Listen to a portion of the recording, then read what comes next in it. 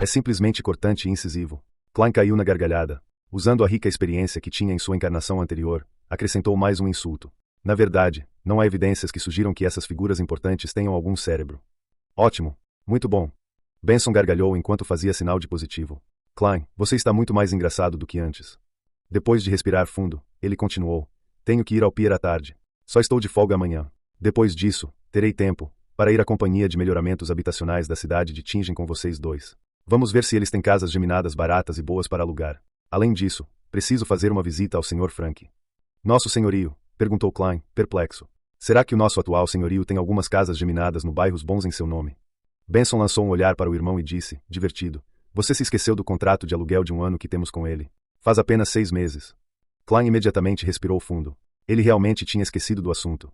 Embora o aluguel fosse pago uma vez por semana, o contrato de locação tinha duração de 1 ano.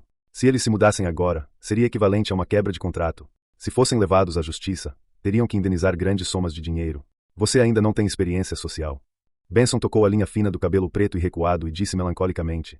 Esta era uma cláusula contra a qual lutei tanto naquela época. Se não, o Sr. Frank só estava disposto a nos alugar por 3 meses em cada contrato. Para aqueles com dinheiro, os proprietários assinavam contratos de 1, 2 ou até 3 anos em busca de uma renda estável. Mas para nós, os nós do passado, e nossos vizinhos, os proprietários teriam que estar constantemente preocupados com a possibilidade de algo ruim acontecer, privando-os do aluguel. Portanto, eles só assinariam contratos de curto prazo. Nesse caso, eles podem se oferecer para aumentar os preços de acordo com a situação. Klein resumiu e acrescentou, usando as memórias originais de Klein e sua própria experiência como inquilino. Benson suspirou e disse, esta é a cruel realidade da sociedade atual. Tudo bem, não precisa se preocupar. O problema com o contrato pode ser facilmente resolvido. Para ser franco, mesmo que lhe devêssemos uma semana de aluguel, o Sr. Frank nos expulsaria imediatamente e confiscaria todos os itens valiosos que tivéssemos. Afinal, a inteligência dele é inferior. Não tem como ele compreender assuntos excessivamente complicados. Ao ouvir isso, Klein de repente se lembrou de um meme específico de Sir Humphrey. Ele balançou a cabeça e disse seriamente, não, Benson. Você está errado. Por quê? Benson ficou intrigado.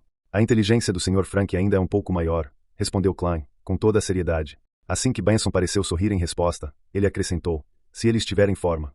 Benson perdeu o controle e caiu na gargalhada. Após uma série de risadas arrebatadoras, ele apontou para Klein, momentaneamente incapaz de expressar seus pensamentos em palavras. Só então voltou ao assunto em questão. É claro que, como cavalheiros, não podemos empregar táticas tão descaradas. Discutirei isso com o Sr. Frank amanhã. Acredite, ele se convence facilmente. Klein não tinha dúvidas quanto ao argumento de Benson. A existência dos gasodutos era uma excelente prova. Depois de alguma conversa fiada entre os irmãos, os restos do peixe frito da noite anterior foram transformados em uma sopa com alguns vegetais. Durante o processo de fervura, o vapor umedeceu o pão de centeio. Passando um pouco de manteiga no pão, Klein e Benson fizeram uma refeição simples, mas ficaram muito satisfeitos. Afinal, a fragrância e a doçura da manteiga lhes proporcionaram sabores infinitos. Depois que Benson foi embora, Klein foi ao mercado de alface e carne com 3 notas de sole e alguns centavos sobrando. Gastou 6 pence em meio quilo de carne bovina e 7 pence em um peixe fresco e suculento com poucas espinhas. Além disso, comprou batatas, ervilhas, rabanetes, ruibarbos, alface e nabos, além de especiarias como alecrim, manjericão, cominho e óleos de cozinha. Durante todo esse tempo, ele continuou sentindo que estava sendo observado, mas não houve interação física.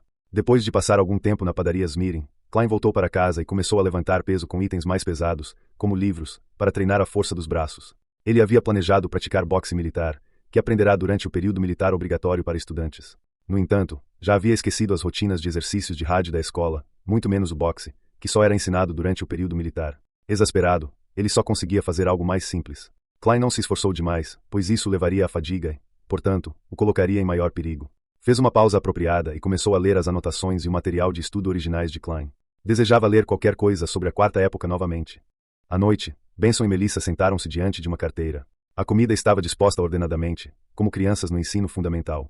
As fragrâncias dos pratos eram compostas por uma rica melodia de aromas, a fragrância cativante da carne cozida, as batatas obviamente macias, a doçura da sopa de ervilha espessa, os sabores suaves do ruibarbo cozido e a doçura do pão de centeio com manteiga. Benson engoliu em seco enquanto se virava para ver Klein colocando um peixe crocante em um prato. Sentiu a fragrância do óleo penetrar pelas narinas, chegar à garganta e depois ao estômago. Seu estômago protestou nitidamente. Klein arregaçou as mangas e ergueu um prato de peixe frito antes de colocá-lo no meio da mesa arrumada. Em seguida, voltou ao armário, pegou 2 copos grandes de cerveja de gengibre e os colocou onde ele e Benson estavam sentados. Ele sorriu para Melissa e pegou um pudim de limão como se estivesse fazendo um truque de mágica. Vamos tomar uma cerveja, enquanto você toma isso. Obrigada. Melissa pegou o pudim de limão. Quando Benson viu isso, ele recuperou a calma e disse com um sorriso: isso é para comemorar o fato de Klein ter encontrado um emprego decente. Klein ergueu a xícara e brindou com Benson antes de brindar com o pudim de limão de Melissa. Louvada seja a senhora. Engolia em seco. Ele inclinou a cabeça para trás e bebeu tudo de uma vez. A sensação picante aqueceu sua garganta, trazendo-lhe um sabor delicioso. Apesar do nome, a cerveja de gengibre não continha álcool. Era uma mistura do picante do gengibre com a acidez do limão que lhe dava um sabor semelhante ao da cerveja. Era um tipo de bebida que tanto mulheres quanto crianças consideravam aceitável. No entanto, Melissa não gostava do sabor. Louvada seja a senhora. Benson também bebeu um gole enquanto Melissa mordiscava o pudim de limão. Ela mastigou várias vezes antes de engolir a contragosto. Experimente. Klein largou a xícara, pegou o garfo e a colher e apontou para a mesa cheia de comida. Ele estava muito pessimista em relação à sua espessa sopa de ervilha. Afinal, nunca havia comido algo tão estranho na Terra. Tudo o que pôde fazer foi adaptar a receita a partir dos fragmentos de memória originais de Klein.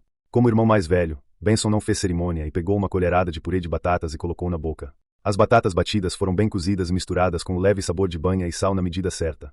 Isso aguçou seu apetite e o fez salivar. Nada ruim. Nada ruim, elogiou Benson vagamente. É muito mais gostoso do que o que eu comia no trabalho. Eles só usavam manteiga. Afinal, esta é uma das minhas especialidades. Klein aceitou o elogio. Tudo graças aos ensinamentos do chefe do Welsh. Melissa olhou para a sopa de carne. As folhas verdes de manjericão, as cabeças verdes de alface e os rabanetes estavam submersos na sopa incolor, cobrindo a carne macia. A sopa era transparente e seu aroma, tentador. Ela espetou um pedaço de carne com um garfo e o colocou na boca para mastigar. A carne ainda estava um pouco macia, apesar de estar cozida até ficar macia. A mistura de sal, a doçura dos rabanetes e o tempero das folhas de manjericão complementavam a delícia da carne.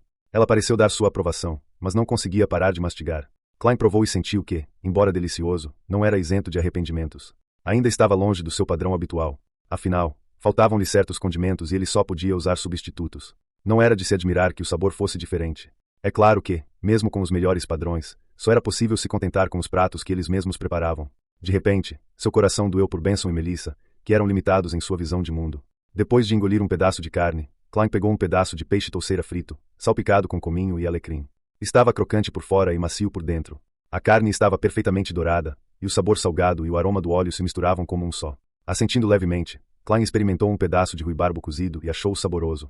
Aliviou o gosto enjoativo da carne. Por fim, ele criou coragem e pegou uma tigela de sopa de ervilha grossa.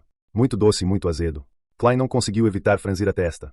No entanto, depois de ver Benson e Melissa parecendo satisfeitos com a experiência, ele começou a desconfiar do seu gosto. Não conseguiu evitar um gole de cerveja de gengibre para limpar a língua. Os irmãos estavam fartos ao final da refeição. Ficaram caídos nas cadeiras por um bom tempo. Louvemos a senhora mais uma vez. Benson ergueu sua cerveja de gengibre, da qual restava apenas um gole, enquanto dizia com satisfação: louvada seja a senhora. Klein virou o último gole de sua bebida. Louvada seja a senhora. Melissa finalmente colocou o último pedaço de pudim de limão na boca e aproveitou os sabores que percorriam sua boca. Ao ver isso, Klein aproveitou a embriaguez e sorriu. Melissa, isso não está certo. Você deve comer o que achar mais delicioso no começo. Assim, poderá apreciar plenamente seus aspectos mais deliciosos. Prová-lo quando estiver satisfeito não fará justiça à comida. Não, ainda está tão delicioso quanto pode ser, respondeu Melissa com firmeza e teimosia. Os irmãos tiveram uma conversa alegre. Depois de digerir as refeições, limparam os pratos, os talheres e guardaram o óleo que foi usado para fritar o peixe. Depois de se ocuparem, chegou a hora da revisão. Um deles revisou seus conhecimentos de contabilidade enquanto o outro continuou lendo o material de estudo e as anotações. O tempo foi aproveitado ao máximo. Às 11 horas, os irmãos apagaram o lampião a gás e foram dormir depois de se lavarem. Klein sentiu-se grogue enquanto olhava para a escuridão à sua frente. Uma figura vestindo uma jaqueta preta e uma cartola cortada ao meio apareceu de repente em sua visão. Era Dan Smith. Capitão! Klein acordou sobressaltado e soube que estava sonhando. Os olhos cinzentos de Dan permaneceram calmos, como se ele estivesse mencionando algo trivial. Alguém entrou no seu quarto. Pegue seu revólver e leve-o para o corredor. Deixe o resto conosco. Alguém entrou furtivamente no meu quarto. O observador finalmente agiu. Klein deu um pulo de susto, mas não ousou perguntar mais nada. Tudo o que fez foi acenar com a cabeça e dizer: tudo bem. A cena diante de seus olhos mudou imediatamente quando uma faixa de cores apareceu como um estouro de bolhas. Os olhos de Klein se abriram enquanto ele virava a cabeça cuidadosamente. Olhou para a janela e viu um homem magro, porém desconhecido, de pé à sua mesa, procurando algo em silêncio.